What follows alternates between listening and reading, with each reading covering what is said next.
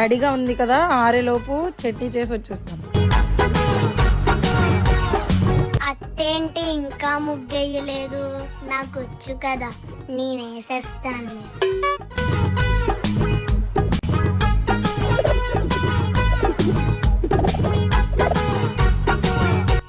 దీంట్లో ఏదో తగ్గిందే. హా,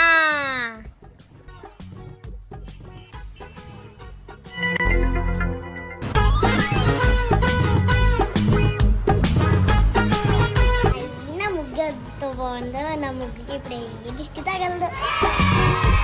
A few moments later.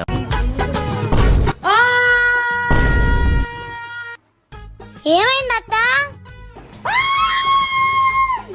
ఏంటే నీ అవతారం? ఏమత్త బోలిదు?